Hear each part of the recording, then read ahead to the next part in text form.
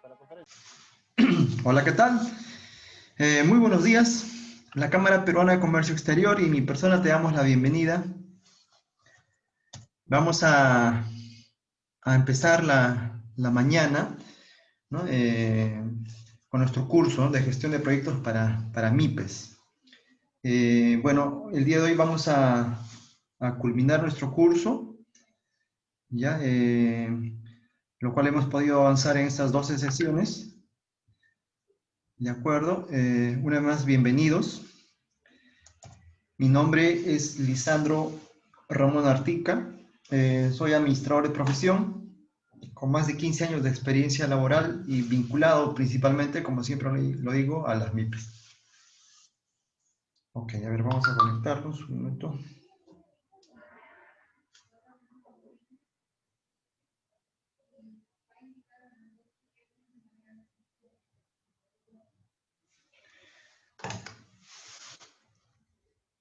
Listo. Ya, ahí nos vamos conectando. Buenos días a toda la gente de la plataforma del Facebook.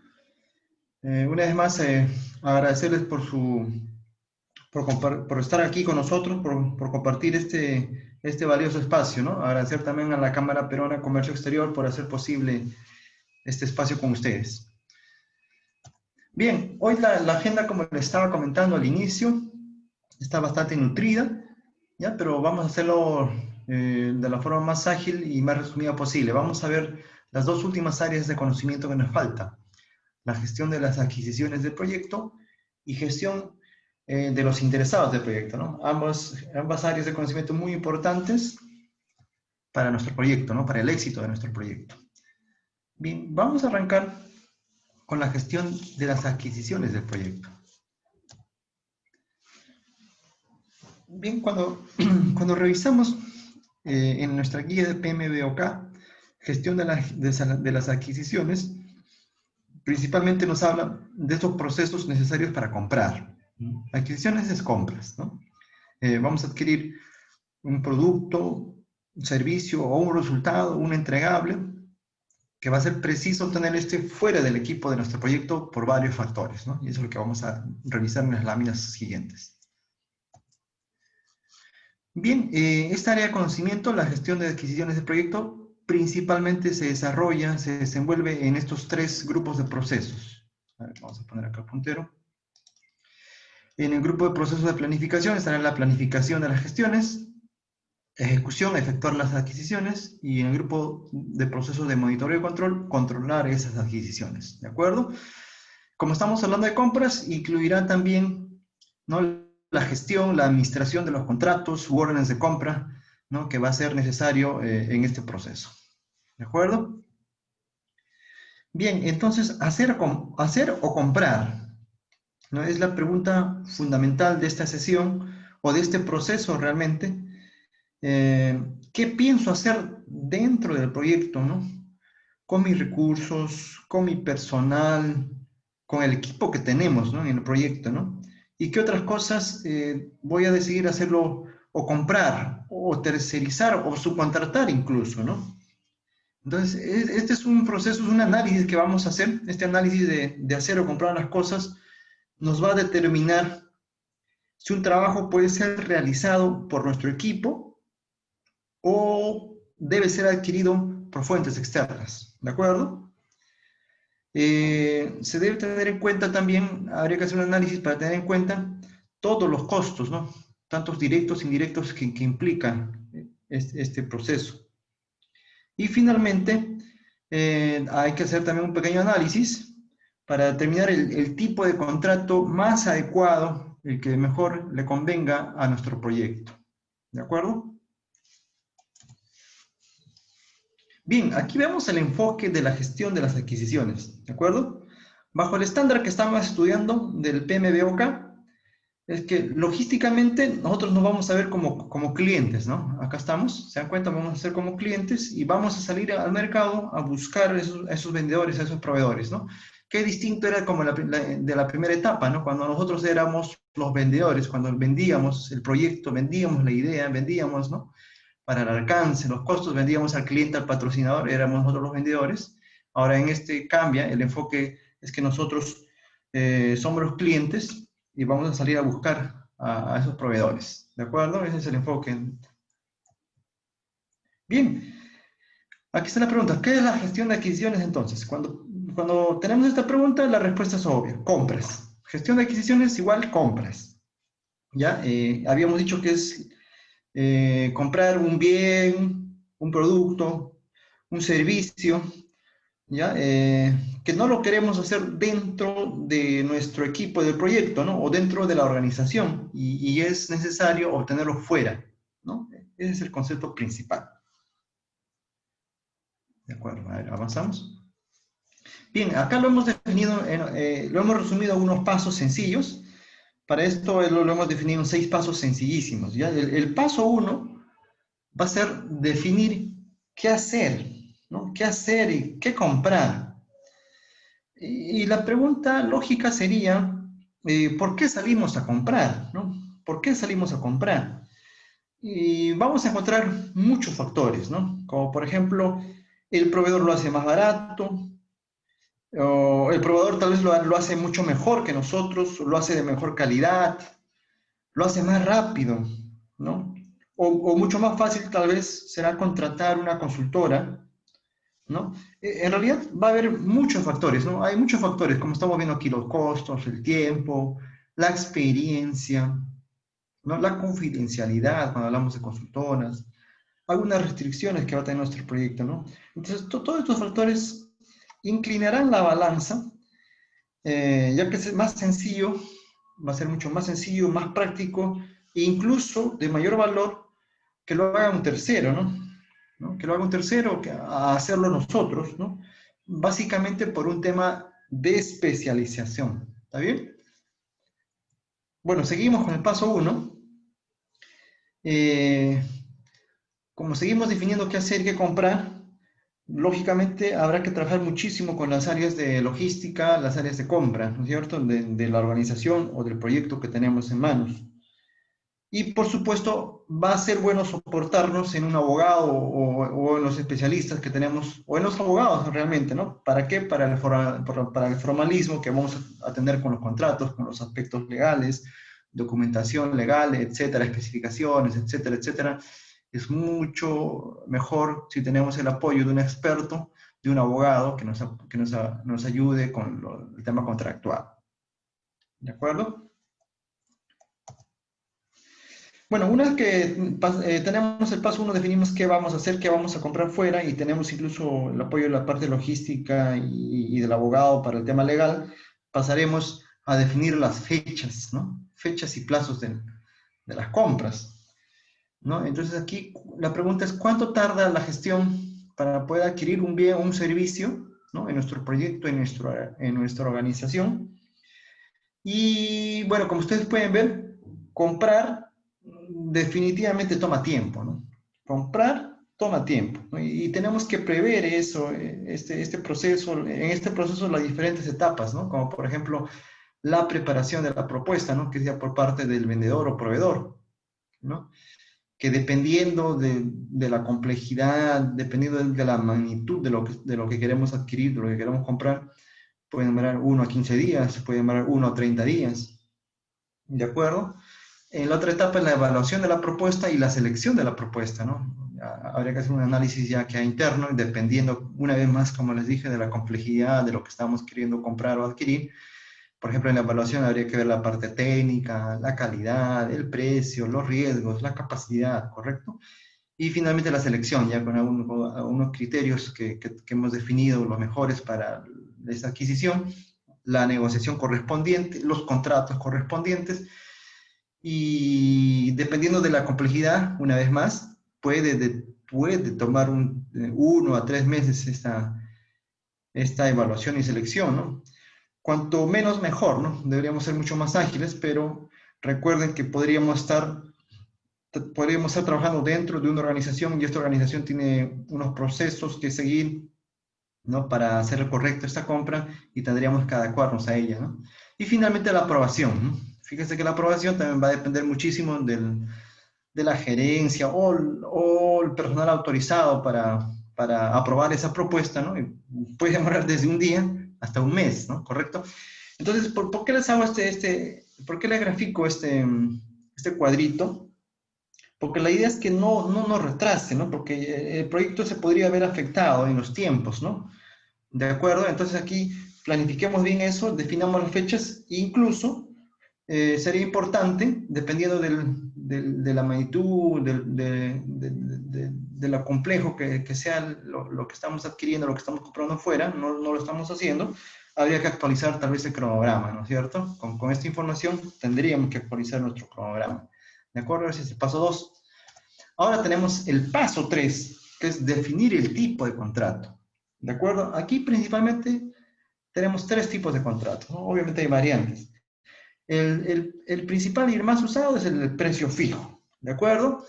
El riesgo que asume el comprador es mínimo, ¿no? Ya que el precio no va a cambiar una vez que se ha firmado, una vez que se tiene firmado el contrato, difícilmente cambiará, ¿no? Porque es un precio fijo.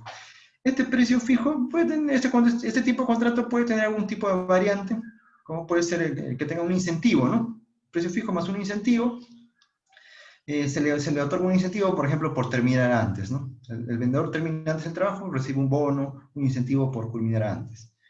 O puede ser con un ajuste económico, ¿no? Por los cambios de cada año. Cuando los proyectos son largos, o esta compra, esta adquisición que estamos haciendo va a demorar un año, año y medio, por ejemplo, dependiendo de la complejidad de lo que estamos adquiriendo, puede haber algún tipo de ajuste económico, ¿no? Por los efectos económicos del país, ¿no? ¿De acuerdo? Y de ahí tenemos el otro tipo de contrato que es el de costos reembolsables, ¿ya? Que este de costos reembolsables puede ir variando porque se va desembolsando conforme va avanzando el proyecto, un 20%, 50%, 80%, 100%, dependiendo de cómo se hizo el contrato, ¿de acuerdo? Puede tener algunas variantes también, como por ejemplo, igualito, el costo más el incentivo, porque se termina antes, etcétera, ¿no? ¿De acuerdo? Y el otro, y el último contrato es el de tiempo y materiales, ¿de acuerdo? Principalmente, básicamente es un mix de los dos, ¿no? Del precio fijo y de los costos.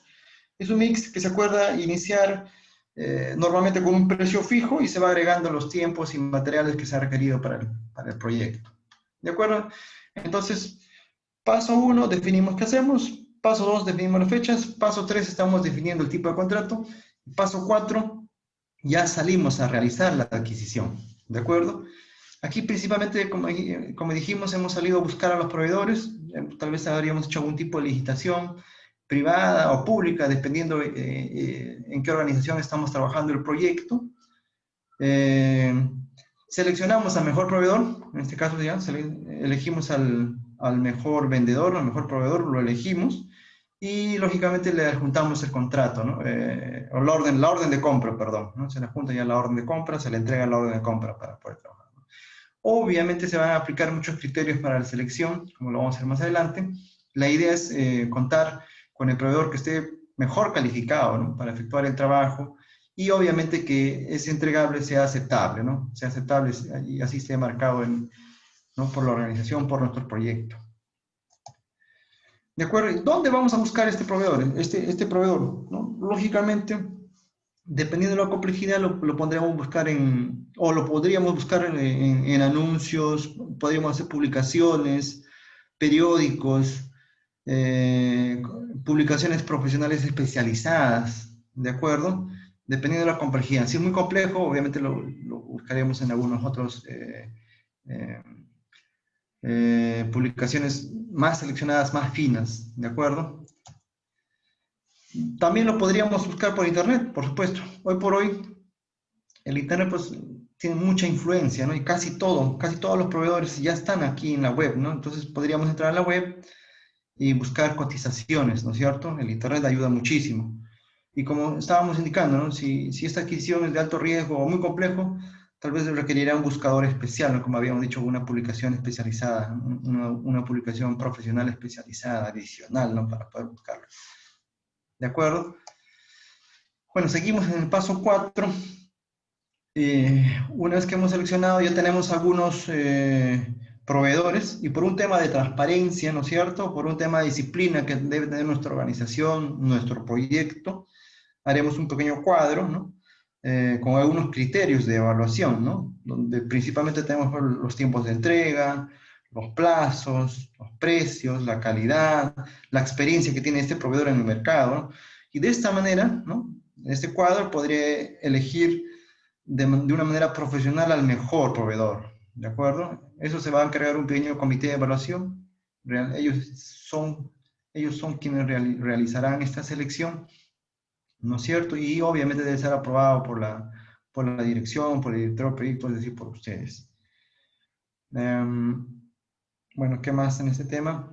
Normalmente se recomienda, ¿no?, hacer este cuadro por lo menos con 3 proveedores como mínimo, ¿no? Entonces tendríamos que buscar como mínimo 3 proveedores. Si es más, mucho mejor.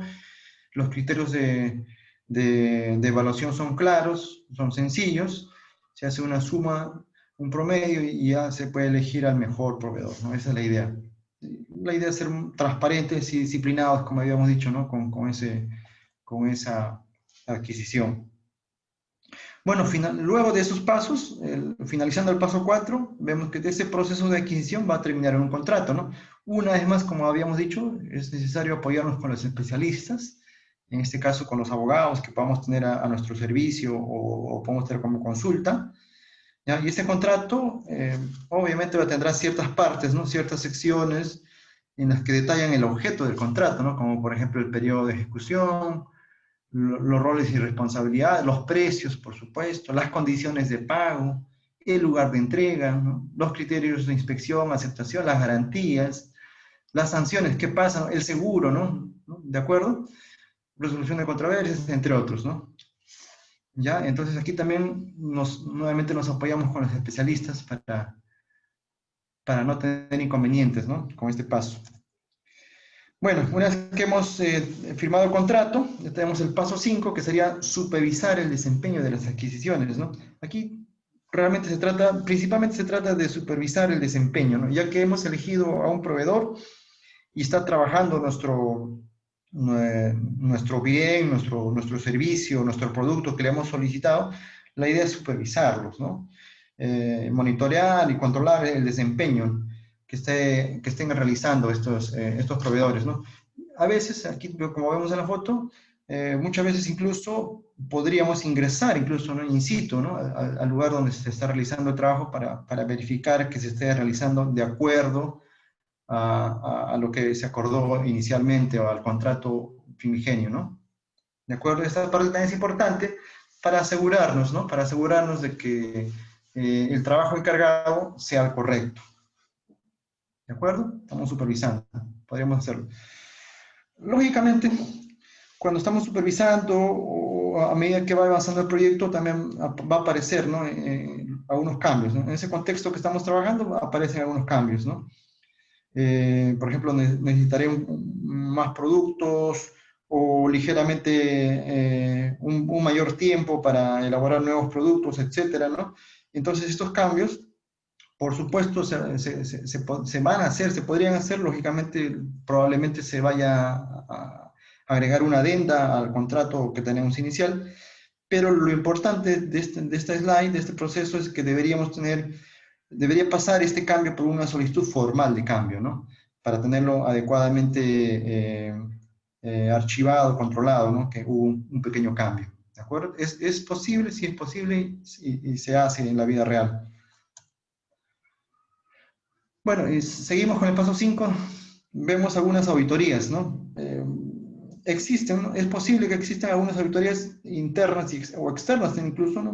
Ocurre mucho, por ejemplo, en el gobierno, ¿no?, en organizaciones de gobierno, ¿no? O tal vez en empresas grandes, ¿no?, con una logística o un área de compras grande, de una empresa grande, es necesario, ¿no?, hacer esta auditoría, esta inspección para revisar que todos los procesos que estamos trabajando o que se están trabajando o que se han realizado en esta compra se estén llevando de una manera adecuada, de una manera correcta, ¿no? No tengas ningún inconveniente, ¿de acuerdo? Porque si tuviese algún inconveniente aquí, obviamente va a afectar a la duración, al cronograma de tu proyecto, porque podría paralizarse, ¿no? Si hay algo turbio, algo que no esté correcto. Bueno, y en el paso 5 también tenemos ya, una vez que hemos determinado que hemos supervisado, ¿no es cierto? Y hemos determinado que se está haciendo bien los trabajos. La auditoría también nos ha dicho que después de la inspección está todo correcto. Entonces, como el proveedor está desarrollando el trabajo de forma correcta, de forma adecuada, entonces es importante respetar las condiciones de pago, ¿no? Entonces ya habría acá el pago, ¿de acuerdo? Se hace el pago, obviamente ese pago tiene que estar efectuado y documentado, por supuesto, ¿no? Y tiene que estar autorizado, lógicamente, por la persona o miembro del equipo que corresponde, ¿no? Se hace el pago. Y finalmente, y paso 6, ya tenemos el cierre, ¿no? Cerrar el contrato, ¿de acuerdo? Hay que cerrar, hay que dar conformidades, ¿no es cierto? Lógicamente verificamos que la totalidad del trabajo, ¿no?, del producto, bien o servicio, del entregable, sea de forma aceptable, hacemos esa verificación. Finalizamos si hubiese algún reclamo abierto o pendiente, actualizamos los registros, ¿no? Y esa información, lógicamente, se tiene que guardar porque probablemente pueden haber futuras auditorías, ¿no? Para futuras auditorías o inspecciones que pudiese haber, dependiendo de la complejidad ¿no?, que hemos terminado, hemos terminado este proceso. Bien, haciendo un resumen, fíjense, como les había dicho, hemos tratado de hacer un resumen corto, ya que tenemos 2 sesiones. El resumen para este proceso de adquisiciones es adquisiciones igual compras, ¿no? Cada vez que vamos a hablar de adquisiciones en este proceso son las compras. ¿Ya? Acá hemos anotado que es tercerizar, contratar o subcontratar incluso, ¿no?, aquellas materias primas, servicios, alcance tal vez, o tareas, que no queremos hacerlo nosotros, ¿no?, porque hemos determinado que hay alguien que lo hace mucho mejor que nosotros, lo hace más rápido, a menor costo, etcétera, lo hace mejor. ¿De acuerdo? Hemos visto también unos 6 pasos que hemos identificado, que es definir qué queremos comprar, por qué lo queremos comprar, los factores, ya los tenemos, definimos las fechas, ojo con el cronograma, ¿no? Hay que estar ok, actualizado con el cronograma. Luego vamos a definir el tipo de contrato, de los 3 tipos principales de contrato, elegimos el mejor para nuestro caso. Salimos a buscar a los proveedores, como le dijimos, internet, revistas especializadas. Monitoreamos al proveedor, supervisamos que está haciendo bien el trabajo. Pagamos al proveedor y finalmente cerramos el contrato, ¿no? Y lógicamente archivamos, guardamos esa documentación para una posible auditoría también. De acuerdo, hasta ahí hemos terminado con, con el proceso de la gestión de las adquisiciones, ¿de acuerdo? Ahora vamos a ver la gestión de los interesados del proyecto, ¿de acuerdo? El siguiente tema, el siguiente proceso, gestión de los interesados. Bien, aquí, cuando se trata de la gestión de los interesados, principalmente incluye esos procesos que tratan de identificar, ¿no?, a las personas, grupos u organizaciones que se pueden ver afectados de forma positiva o negativa con el proyecto, ¿no? Y es necesario identificarlos de forma temprana, analizar sus expectativas e impacto que podrían tener con nuestro proyecto, ¿ya? Bueno, aquí, como pueden ver, se desarrolla, se desenvuelve hasta en 4 grupos de proceso, ¿no?, esta área de conocimiento, ¿no? Identificar a los interesados en el grupo de proceso de inicio, en la planificación de involucrados, en el grupo de proceso de planificación, gestionar la participación de los interesados en el proceso de ejecución, monitorear el involucramiento de los interesados en el proceso de monitoreo y control, ¿ya?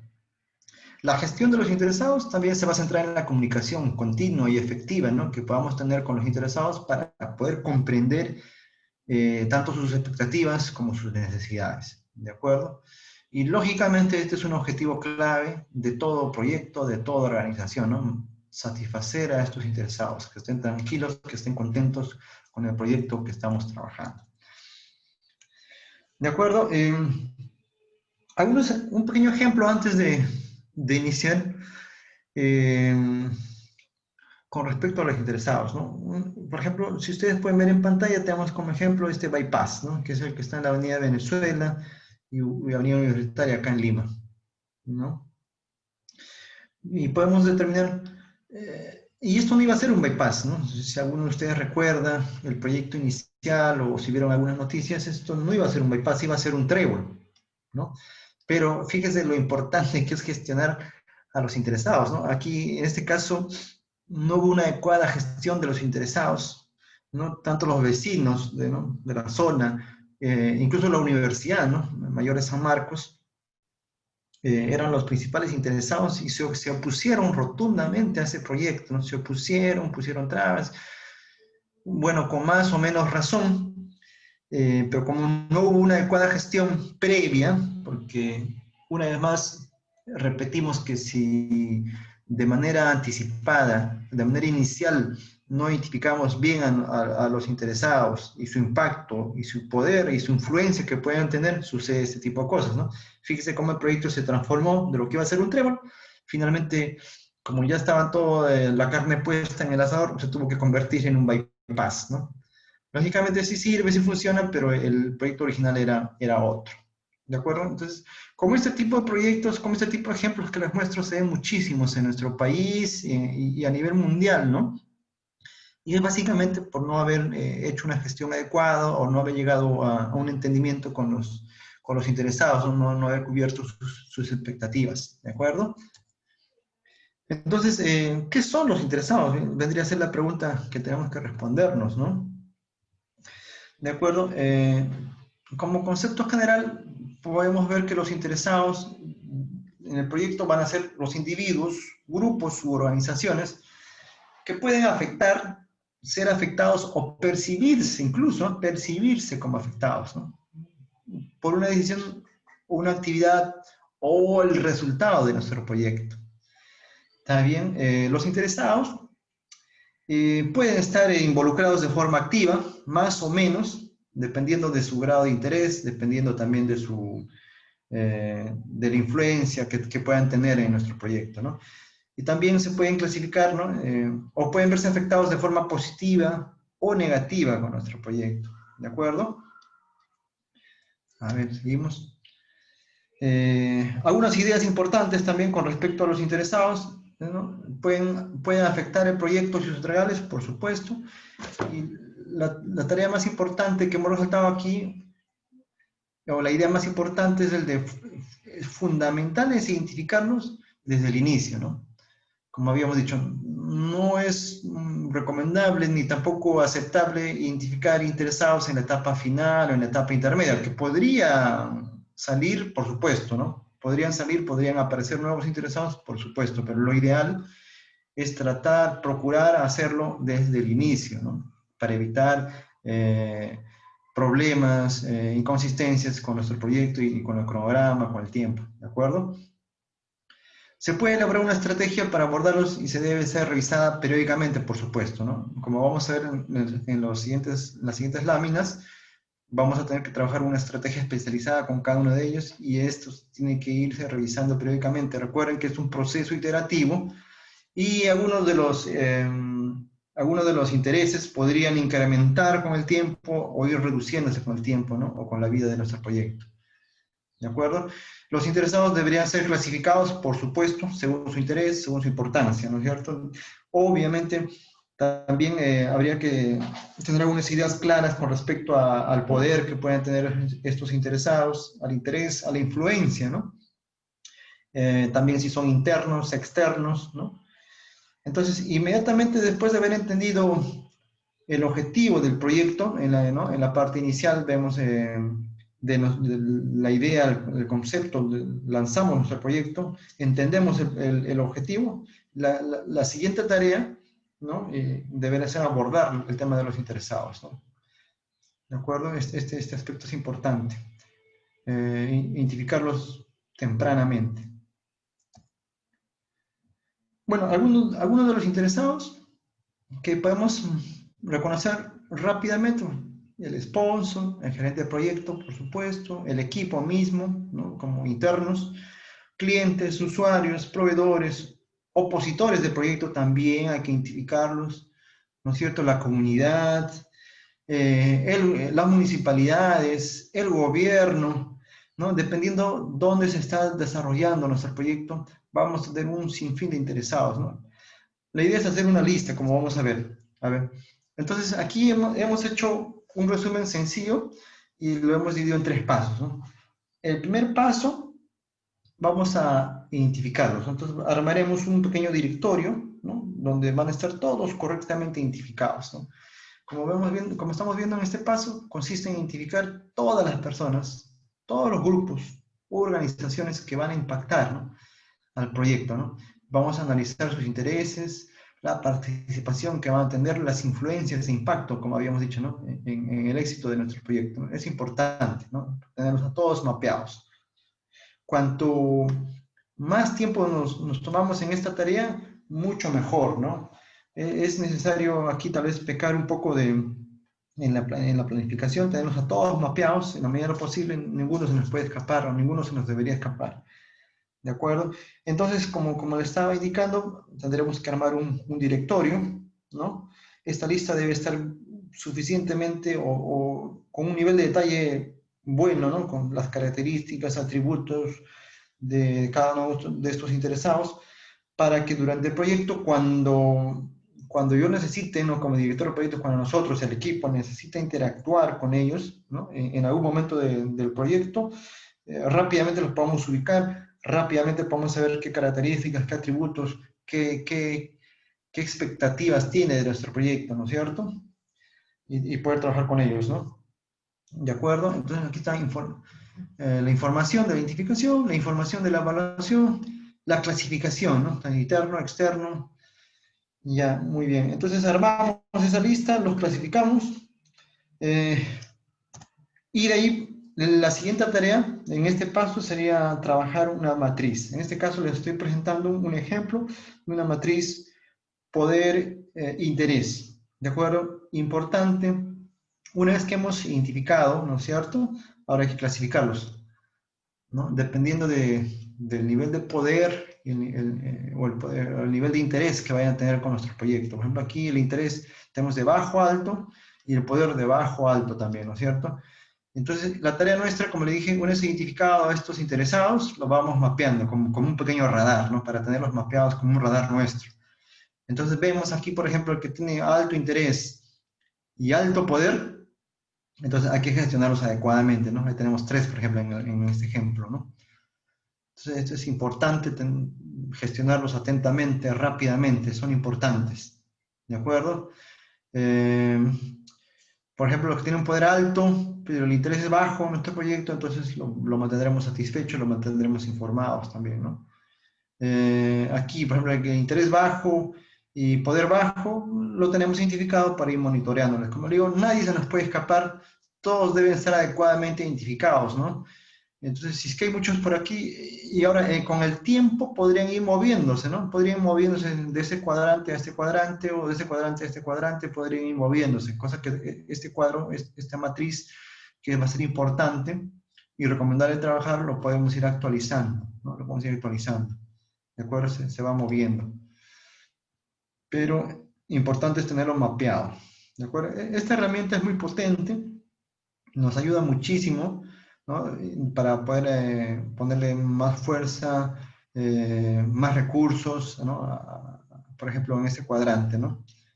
Esa sería la recomendación. Claro, y los otros cuadrantes también tienen, ¿no?, mantenerlos informados, mantenerlos satisfechos y ir monitoreándolos. ¿De acuerdo? Bien, y luego pasamos al siguiente paso, el paso 2, va a ser planificar la estrategia, ¿no? Una vez que lo hemos identificado, como dije en el paso 1, el paso 2 sería planear una estrategia, ¿no? Ya están identificados qué vamos a hacer, debemos definir qué pretendemos hacer con ellos, qué vamos a hacer, qué estrategias vamos a trabajar con ellos. ¿De acuerdo? A ver. Y aquí está. En ese contexto, como saben, en el PMBOK, el PMBOK nos plantea varias clasificaciones. Estas son las 5 clasificaciones que nos plantea, ¿no?, para la clasificación de los interesados, ¿no? Desconocedor, opositor, neutral, partidario, líder. El desconocedor, como bien dice su nombre, desconoce del proyecto y de sus impactos potenciales, ¿no? ¿De acuerdo? El opositor, cuidado, ¿no? Conoce nuestro proyecto, conoce el proyecto, conoce los impactos potenciales y lógicamente podría estar en contra, ¿no? Podría estar en contra, es opositor, va a estar en contra, es reticente al cambio ¿no?, que da nuestro proyecto. Luego el neutral, conoce el proyecto, pero ni lo apoya ni está en contra, neutral, ¿no? Entonces es importante también trabajar, identificarlos y trabajar con ellos, ¿no? ¿Qué estrategia vamos a utilizar con ellos? El partidario, bueno, aquí como partidario también, ¿no? En otras bibliografías lo pueden poner, lo conocen como apoyo o como soporte, ¿no? Entonces, bueno, conoce el proyecto, conoce los impactos potenciales que puede tener y apoya el cambio, pero no es que se desvíe por el proyecto, ¿no? Lo apoya ligeramente, ¿no? Es partidario, ¿no? Es un apoyo, es un soporte en sus momentos libres o cuando sea necesario. Y finalmente tenemos al líder, ¿no? Que es el conocedor del proyecto, vive por el proyecto este señor, ¿no? Esta clasificación que podría ser el director del proyecto, el equipo del proyecto, ¿no? Conoce el proyecto, conoce los impactos potenciales que puede tener el proyecto, es activo, está involucrado activamente, ¿no? Y quiere el éxito del proyecto porque seguramente lo satisface, tiene expectativas positivas con el éxito del proyecto que estamos trabajando. ¿De acuerdo? Bien, y luego ingresamos a un paso 3, que va a ser el de gestionar el involucramiento y atención de los interesados, ¿no? Bueno, ya que los tenemos identificados, ya los tenemos clasificados, ¿no? Sabemos su punto de vista con respecto al proyecto, ¿no? Si es opositor, si es partidario, si desconoce, ¿no? Entonces, el principal esfuerzo en este paso 3 y último que estamos chequeando en esta área de conocimiento va a ser principalmente el esfuerzo de comunicación, ¿no? Vamos a tratar de comunicarnos efectivamente, eficazmente con los interesados, ¿no? La idea es tener a todos los interesados o a la mayor cantidad de interesados comprometidos con nuestro proyecto, ¿no? ¿De acuerdo? Eh, Aquí hay que tener mucho cuidado cuando se trata de proyectos de larga duración, ¿de acuerdo? Porque al ser de larga duración y no existe una comunicación activa con estos interesados, estos podrían ir perdiendo interés en el tiempo, ¿no? Entonces, la idea principal de este paso 3 es el de mantener viva esa comunicación, ¿no? En todo momento. Lógicamente podríamos hacer boletines, tener los correos electrónicos, llamadas telefónicas, visitas constantes, ¿no? A estos interesados para que estén involucrados y continúen a favor de nuestro proyecto. ¿De acuerdo?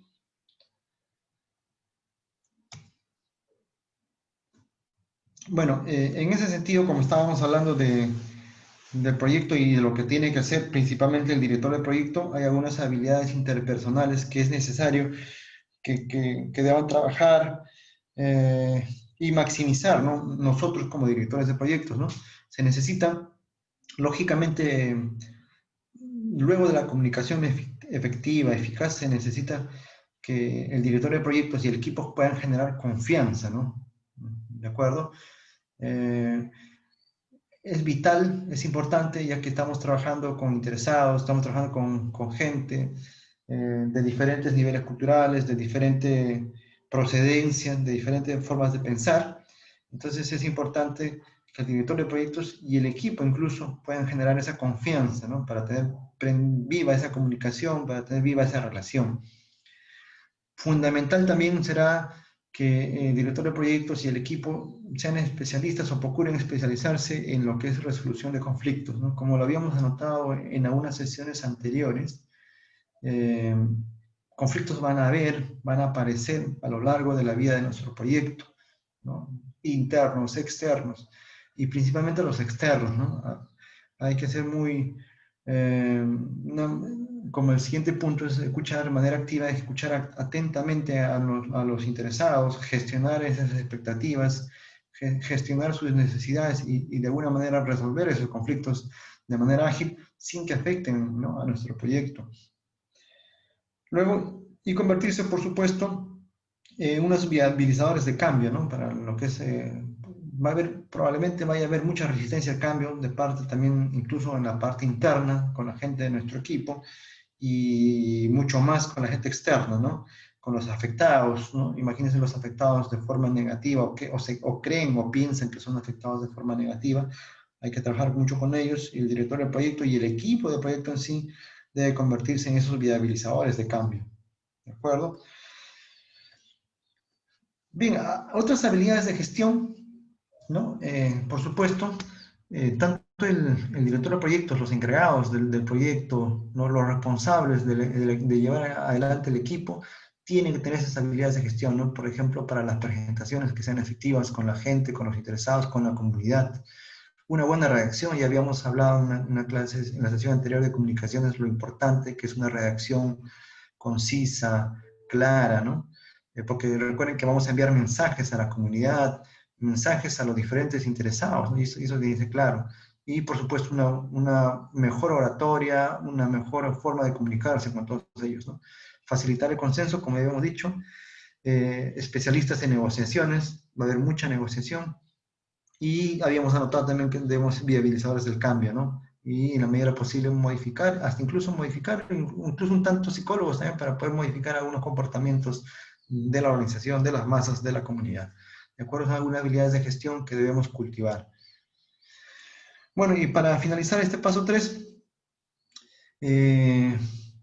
como ven, no dejar de lado pues las solicitudes de cambio, ¿no? Ya que a lo largo del proyecto van a ir saliendo unos pequeños cambios, ¿no? Y esos cambios es responsabilidad nuestra, ¿no? Como directores de proyecto, ir recibiendo estas solicitudes de cambio, ¿no? Que van a tener los interesados, ¿no? Porque recuerden que estamos trabajando en su comunidad, estamos trabajando en algún factor que probablemente les pueda afectar de forma positiva o negativa, y a lo largo del proyecto es muy probable que muchos de los interesados pueden ir ingresando algún tipo de solicitud para cambios, ¿no es cierto? Entonces es importante desempeñarnos de la mejor forma, más transparente, lo más ordenado y organizado posible para ir recibiendo estas solicitudes de cambio, ir anotándolos de forma organizada, no rechazarlas en principio, sino recibirlas para su evaluación, para su análisis, ¿no? Luego de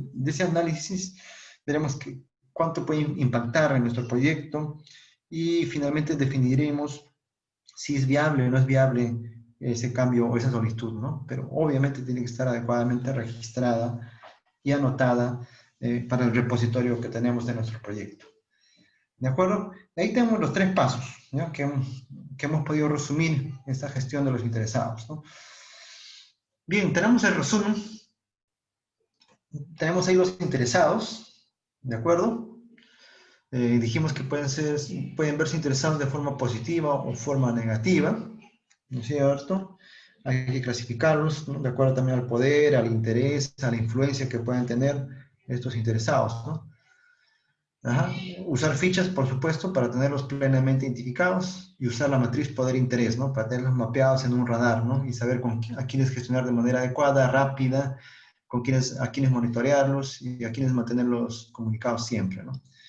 Lógicamente, un aspecto clave es la identificación temprana, como habíamos dicho. Se debe trabajar en las primeras etapas de todo proyecto y normalmente se hace inmediatamente después de haber entendido el objetivo del proyecto, ¿de acuerdo? Entendemos el objetivo del proyecto, abordamos de forma inmediata a los interesados. Hemos trabajado 3 pasos: identificar a los interesados, planificar la gestión de los interesados y gestionar la participación de los interesados. En esta última hemos dicho que era importante la comunicación. También hemos hablado de algunas habilidades blandas que debe tener el director de proyectos, habilidades interpersonales, habilidades de gestión que debe cultivar y tener al 100%, ¿no? Bueno, hasta aquí hemos culminado estas 2 áreas de conocimiento. No olviden siempre acudir a la guía del PMBOK, que como dijimos, más que un sistema, se trata de mejores prácticas, ¿correcto? Mejores prácticas de profesionales de todo el mundo en lo que es gestión de proyectos, ¿de acuerdo? Entonces no olviden siempre revisar su guía. Estamos muy próximos a actualizar una 7ª edición. ¿Ya? Me parece que sale para el otro año una 7ª edición. Sin embargo, hoy por hoy seguimos trabajando con la 6ª edición. Bien, hasta aquí prácticamente hemos culminado con las 2 áreas de conocimiento que habíamos pactado para el día de hoy. Es un resumen súper sencillo, súper entendible. Espero que les pueda servir. Bueno, a manera de resumen, indicarles que en estas sesiones hemos podido cubrir todas las áreas de conocimiento, ¿no? Las 10 áreas de conocimiento, desde gestión de la integración, gestión del alcance, gestión del cronograma, gestión de los costos, gestión de la calidad, ¿no? Con cada uno de sus procesos, gestión de los recursos del proyecto, de las comunicaciones, gestión del riesgo, gestión de las adquisiciones y gestión de los interesados que hemos visto en esta sesión. Hemos podido cubrir todas las 10 áreas de conocimiento y todos los 49 grupos los 49 procesos, ¿no? Agrupados, ¿no? En estos 5 grupos, ¿no? Inicio, planificación, ejecución, monitoreo y cierre. ¿Ya? Bueno, recordarles, señores participantes jóvenes que hemos participado en este curso, recordarles el tema de la adaptabilidad, ¿no? Probablemente en los proyectos medianos, pequeños que estemos emprendiendo, no vayamos a utilizar todas las áreas de conocimiento ni todos los grupos de procesos, ¿no? Entonces es importante adaptarlos, ¿de acuerdo? Una vez más, yo les invito a utilizar estas herramientas, estos procesos que hemos conocido a lo largo de estas sesiones y adaptarlos a tu proyecto, ¿no? ¿Por qué? Porque cuanto mejor podamos hacer esta adaptación, cuanto más áreas de conocimiento, cuanto más procesos podamos utilizar, podríamos asegurar tal vez el éxito del proyecto, ¿de acuerdo? Cuanto más utilizamos estas herramientas, podríamos incrementar esa probabilidad de éxito del proyecto. Muy bien, han sido muy amables. Una vez más, agradecerles por su atención. Les dejo aquí mis datos, ¿no? Si hubiese alguna duda, feedback adicional o consultas especializadas ya, o personalizadas que podamos hacer, ahí está mi correo electrónico, ahí está el número de WhatsApp donde podemos hacer algunas consultas y gustosamente los podemos atender. Bien, una vez más, muchas gracias por su participación, por su tiempo. Gracias también a la Cámara Peruana de Comercio Exterior. Ha sido un gusto poder compartir estas sesiones con ustedes. Y nos vemos muy pronto. Hasta la próxima y gracias.